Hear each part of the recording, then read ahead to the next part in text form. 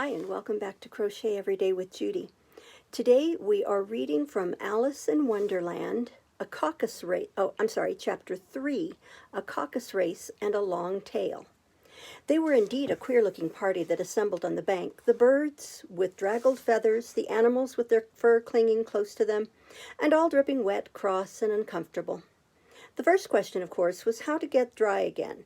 They had a consultation about this, and after a few minutes it seemed quite natural to Alice to find herself talking familiarly with them as if she had known them all her life. Indeed, she had quite a long argument with the Lory, who at last turned sulky and would only say, "I am older than you and must know better."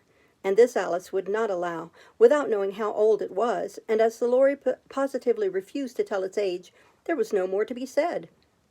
At last the mouse, who seemed to be a person of some authority among them, called out, "Sit down, all of you, and listen to me. I'll soon make you dry enough." They all sat down at once in a large ring, with the mouse in the middle. Alice kept her eyes anxiously fixed on it, for she felt sure she would catch a bad cold if she did not get dry very soon. "Ahem," said the mouse with an important air. "Are you all ready? This is the driest thing I know. Silence all round, if you please." William the Conqueror, whose cause was favored by the Pope, was soon submitted to by the English, who wanted leaders and had been of late much accustomed to usurpation and conquest. Edwin and Morcar, the Earls of Mercia and Northumbria. "Ugh," said the Lory with a shiver. "I beg your pardon," said the mouse, frowning, but very politely. "Did you speak?" "Not I," said the Lory hastily. "I thought you did," said the mouse. "I proceed. Edwin and Morcar, the Earls of Mercia and Northumbria, declared for him, and even Stigand, the patriotic Archbishop of Canterbury, found it advisable." "Found what?" said the duck. "Found it," the mouse replied rather crossly. "Of course you know what it means." "I know what it means well enough when I find a thing," said the duck. "It's generally a frog or a worm. The question is, what did the Archbishop find?" The mouse did not notice this question, but hurriedly went on. "Found it advisable to go with Edgar Atheling to meet William and offer him the crown. William's conduct at first was moderate, but the insolence of his Normans— How are you getting on now, my dear?" it continued, turning to Alice as he spoke. "As wet as ever," said Alice in a melancholy tone. "It doesn't seem to dry me at all." "In that case," said the dodo solemnly, rising to its feet, "I move that the meeting adjourn for the immediate adoption of more energetic remedies." "Speak English," said the eaglet. "I don't know the meaning of half those long words, and what's more, I don't believe you do either." And the eaglet bent down his head to hide a smile. Some of the other birds tittered audibly. "What I was going to say," said the dodo in an offended tone, "was that the best thing to get us dry would be a caucus race." "What is a caucus race?" said Alice. Not that she much wanted to know, but the dodo had paused as if it thought that somebody ought to speak, and no one else seemed inclined to say anything. "Why," said the dodo, "the best way to explain it is to do it. And as you might like to try the thing yourself some winter day, I will tell you how the dodo managed it. First, it marked out a race course, in a sort of circle. The exact shape doesn't matter, it said, and then all the party were placed along the course here and there. There was no 1, 2, 3, and away, but they began running when they liked and left off when they liked, so that it was not easy to know when the race was over. However, when they had been running half an hour or so and were quite dry again, the dodo suddenly called out, 'The race is over!' and they all crowded round it, panting and asking, 'But who has won?' This question the dodo could not answer without a great deal of thought, and it sat for a long time with one finger pressed upon its forehead, the position in which you usually see Shakespeare in the pictures of him, while the rest waited in silence. At last the dodo said, 'Everybody has won, and all must have prizes.' 'But who is to give the prizes?' quite a chorus of voices asked. 'Why, she, of course,' said the dodo, pointing to Alice with one finger, and the whole party at once crowded round her, calling out in a confused way, 'Prizes! Prizes!' Alice had no idea what to do, and in despair she put her hand into her pocket and pulled out a box of comfits. Luckily, the salt water had not gotten into it, and handed them round as prizes. There was exactly one apiece all round. 'But she must have a prize herself, you know,' said the mouse. 'Of course,' the dodo replied very gravely. 'What else have you got in your pocket?' he went on, turning to Alice. 'Only a thimble,' said Alice sadly. 'Hand it over here,' said the dodo. Then they all crowded round her once more, while the dodo solemnly presented the thimble, saying, 'We beg your acceptance of this elegant thimble,' and when it had finished this short speech, they all cheered. Alice thought the whole thing very absurd, but they all looked so grave that she did not dare to laugh, and as she could not think of anything to say, she simply bowed and took the thimble, looking as solemn as she could. The next thing was to eat the comfits. This caused some noise and confusion, as the large birds complained that they could not taste theirs, and the small ones choked and had to be patted on the back. However, it was over at last, and they sat down again in a ring and begged the mouse to tell them something more. "You promised to tell me your history, you know," said Alice, "and why it is you hate C and D," she added in a whisper, half afraid that it would be offended again. "Mine is a long and sad tale," said the mouse, turning to Alice and sighing. "It is a long tale, certainly," said Alice, looking down with wonder at the mouse's tail. "But why do you call it sad?" And she kept on puzzling about it while the mouse was speaking, so that her idea of the tale was something like this. I'll show you the page. That's her idea of the tale, and the mouse's words. "Fury said to a mouse that he met in the house, 'Let us both go to law. I will prosecute you. Come, I'll take no denial. We must have the trial, for really this morning I've nothing to do,' said the mouse to the cur. 'Such a trial, dear sir, with no jury or judge, would be wasting our breath. I'll be judge, I'll be jury,' said cunning old Fury. 'I'll try the whole cause and condemn you to death.'" "You are not attending," said the mouse to Alice severely. "What are you thinking of?" "I beg your pardon," said Alice very humbly. "You had got to the fifth bend, I think?" "I had not," cried the mouse, sharply and very angrily. "A knot," said Alice, always ready to make herself useful, and looking anxiously about her. "Oh, do let me help to undo it." "I shall do nothing of the sort," said the mouse, getting up and walking away. "You insult me by talking such nonsense." "I didn't mean it," pleaded poor Alice, "but you're so easily offended, you know." The mouse only growled in reply. "Please come back and finish your story," Alice called after it. And the others all joined in chorus. "Yes, please do." But the mouse only shook its head impatiently and walked a little quicker. "What a pity it wouldn't stay," sighed the lory, as soon as it was quite out of sight, and an old crab took the opportunity of saying to her daughter, "Ah, my dear, let this be a lesson to you never to lose your temper." "Hold your tongue, Ma," said the young crab a little snappishly. "You're enough to try the patience of an oyster." "I wish I had our Dinah here, I know I do," said Alice aloud, addressing nobody in particular. "She'd soon fetch it back." "And who is Dinah, if I might venture to ask the question?" said the lory. Alice replied eagerly, for she was always ready to talk about her pet. "Dinah's our cat, and she's such a capital one for catching mice, you can't think. Oh, I wish you could see her after the birds. Why, she'll eat a little bird as soon as look at it." This speech caused a remarkable sensation among the party. Some of the birds hurried off at once. One old magpie began wrapping itself up very carefully, remarking, "I really must be getting home. The night air doesn't suit my throat." And a canary called out in a trembling voice to its children, "Come away, my dears. It's high time you were all in bed." On various pretexts, they all moved off, and Alice was soon left alone. "I wish I hadn't mentioned Dinah," she said to herself in a melancholy tone. "Nobody seems to like her down here, and I'm sure she's the best cat in the world. Oh, my dear Dinah, I wonder if I shall ever see you any more." And here poor Alice began to cry again, for she felt very lonely and low-spirited. In a little while, however, she again heard a little pattering of footsteps in the distance, and she looked up eagerly, half hoping that the mouse had changed his mind and was coming back to finish his story. Chapter 4. The Rabbit Sends in a Little Bill. It was the White Rabbit trotting slowly back again and looking anxiously about as it went, as if it had lost something, and she heard it muttering to itself, "The Duchess, the Duchess, oh my dear paws, oh my fur and whiskers. She'll get me executed as sure as ferrets are ferrets. Where can I have dropped them, I wonder?" Alice guessed in a moment that it was looking for the fan and the pair of white kid gloves, and she very good-naturedly began hunting about for them, but they were nowhere to be seen. Everything seemed to have changed since her swim in the pool, and the great hall with the glass table and the little door had vanished completely. Very soon the rabbit noticed Alice as she went hunting about and called out to her in an angry tone, "Why, Mary Ann, what are you doing out here? Run home this moment and fetch me a pair of gloves and a fan. Quick now." And Alice was so much frightened that she ran off at once in the direction it pointed to, without trying to explain the mistake that it had made. "He took me for his housemaid," she said to herself as she ran. "How surprised he'll be when he finds out who I am. But I'd better take him his fan and gloves, that is, if I can find them." As she said this, she came upon a neat little house, on the door of which was a bright brass plate with the name W. Rabbit engraved upon it. She went in without knocking and hurried upstairs in great fear lest she should meet the real Mary Ann, and he turned out of the house before she had found the fan and gloves. "How queer it seems," Alice said to herself, "to be going messages for a rabbit. I suppose Dinah will be sending me on messages next." And she began fancying the sort of thing that would happen. Miss Alice, come here directly and get ready for your walk. Coming in a minute, nurse. But I've got to watch this mouse hole till Dinah comes back and see that the mouse doesn't get out. Only I don't think, Alice went on, that they'd let Dinah stop in the house if it began ordering people about like that. By this time, she had found her way into a tidy little room with a table in a window, and on it, as she had hoped, a fan and 2 or 3 pairs of tiny white kid gloves.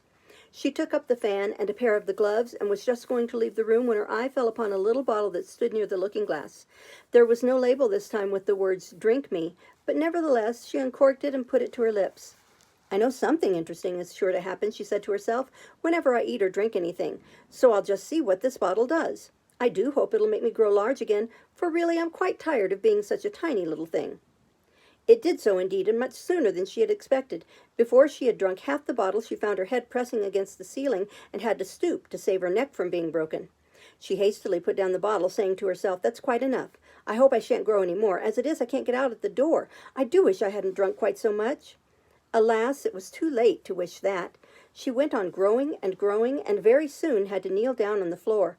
In another minute there was not even room for this, and she tried the effect of lying down with one elbow against the door and the other arm curled round her head. Still, she went on growing, and as a last resource, she put one arm out of the window and one foot up the chimney, and said to herself, "Now I can do no more, whatever happens. What will become of me?" Luckily for Alice, the little magic bottle had now had its full effect, and she grew no larger. Still, it was very uncomfortable, and as there seemed to be no sort of a chance of her ever getting out of the room again, no wonder she felt unhappy. It was much pleasanter at home, thought poor Alice, when one wasn't always growing larger and smaller and being ordered about by mice and rabbits. I almost wish I hadn't gone down that rabbit hole, and yet, it's rather curious, you know, this sort of life. I do wonder what can have happened to me. When I used to read fairy tales, I fancied that kind of thing never happened, and now here I am in the middle of one. There ought to be a book written about me. There ought. And when I grow up, I'll write one. But I'm grown up now," she added in a sorrowful tone. "At least there's no room to grow up any more here." But then, thought Alice, shall I never get any older than I am now? That'll be a comfort one way, never to be an old woman, but then always to have lessons to learn. Oh, I shouldn't like that. "Oh, you foolish Alice," she answered herself. "How can you learn lessons in here? Why, there's hardly room for you and no room at all for any lesson books." And so she went on, taking first one side and then the other, and making quite a conversation of it altogether. But after a few minutes she heard a voice outside and stopped to listen. "Mary Ann, Mary Ann," said the voice, "fetch me my gloves at this moment." Then came a little pattering of feet on the stairs. Alice knew it was the rabbit coming to look for her, and she trembled till she shook the house, quite forgetting that she was now about 1,000 times as large as the rabbit, and had no reason to be afraid of it. Presently the rabbit came up to the door and tried to open it, but as the door opened inward and Alice's elbow was pressed hard against it, that attempt proved a failure. Alice heard it say to itself, "Then I'll go round and get in at the window." "That you won't," thought Alice, and after waiting till she fancied she heard the rabbit just under the window, she suddenly spread out her hand and made a snatch in the air. She did not get hold of anything, but she heard a little shriek and a fall and a crash of broken glass, from which she concluded that it was just possible that it had fallen into a cucumber frame or something of the sort. Next came an angry voice, the rabbit's. "Pat! Pat, where are you?" And then a voice she had never heard before. "Sure, then I'm here, digging for apples, Your Honor." "Digging for apples indeed," said the rabbit angrily. "Here, come and help me out of this." Sounds of more broken glass. "Now tell me, Pat, what's that in the window?" "Sure, it's an arm, Your Honor," he pronounced it. "Arm? An arm, you goose. Who ever saw one that size? Why, it fills the whole window." "Sure it does, Your Honor, but it's an arm for all that." "Well, it's got no business there at any rate. Go and take it away." There was a long silence after this, and Alice could only hear whispers now and then, such as, "Sure, I don't like it, Your Honor, at all. Do as I tell you, you coward." And at last she spread out her hand again and made another snatch in the air. This time there were 2 little shrieks and more sounds of broken glass. "What a number of cucumber frames there must be," thought Alice. "I wonder what they'll do next. As for pulling me out of the window, I only wish they could. I'm sure I don't want to stay in here any longer." She waited for some time without hearing anything more. At last came a rumbling of little cartwheels and the sound of a good many voices all talking together. She made out the words. "Where's the other ladder? Why, I hadn't to bring but one. Bill's got the other. Bill, fetch it here, lad. Here, put 'em up at this corner. No, tie 'em together first. They don't reach half high enough yet. Oh, they'll do well enough. Don't be particular. Here, Bill, catch hold of this rope. Will the roof bear? Mind that loose slate. Oh, it's coming down. Heads below. A loud crash. Now, who did that? It was Bill, I fancy. Who's to go down the chimney? Nay, I shan't. You do it. That I won't, then. Bill's got to go down. Here, Bill, the master says you've got to go down the chimney. Oh, so Bill's got to come down the chimney, has he? Said Alice to herself. Why, they seem to put everything upon Bill. I wouldn't be in Bill's place for a good deal. This fireplace is narrow, to be sure, but I think I can kick a little. She drew her foot as far down the chimney as she could and waited till she heard a little animal, she couldn't guess of what sort it was, scratching and scrambling about in the chimney close above her, then saying to herself, "This is Bill." She gave one sharp kick and waited to see what would happen next. The first thing she heard was a general chorus of, "There goes Bill!" Then the rabbit's voice alone, "Catch him, you by the hedge!" Then silence, and then another confusion of voices. "Hold up his head! Brandy now! Don't choke him! How was it, old fellow? What happened to you? Tell us all about it." Last came a little feeble, squeaking voice. "That's Bill," thought Alice. "Well, I hardly know. No more, thank ye. I'm better now. But I'm a deal too flustered to tell you. All I know is something comes at me like a jack-in-the-box, and up I goes like a skyrocket." "So you did, old fellow," said the others. "We must burn the house down," said the rabbit's voice, and Alice called out as loud as she could, "If you do, I'll set Dinah at you." There was a dead silence instantly, and Alice thought to herself, "I wonder what they will do next. If they had any sense, they'd take the roof off." After a minute or two, they began moving about again, and Alice heard the rabbit say, "A barrowful will do to begin with." A barrow full of what? Thought Alice. But she had not long to doubt, for the next moment a shower of little pebbles came rattling in at the window, and some of them hit her in the face. "I'll put a stop to this," she said to herself, and shouted out, "You'd better not do that again," which produced another dead silence. Alice noticed with some surprise that the pebbles were all turning into little cakes as they lay on the floor, and a bright idea came into her head. "If I eat one of these cakes," she thought, "it's sure to make some change in my size, and as it can't possibly make me larger, it must make me smaller, I suppose." So she swallowed one of the cakes, and was delighted to find that she began shrinking directly. As soon as she was small enough to get through the door, she ran out of the house and found quite a crowd of little animals and birds waiting outside. The poor little lizard, Bill, was in the middle, being held up by 2 guinea pigs who were giving it something out of a bottle. They all made a rush at Alice the moment she appeared, but she ran off as hard as she could and soon found herself safe in a thick wood.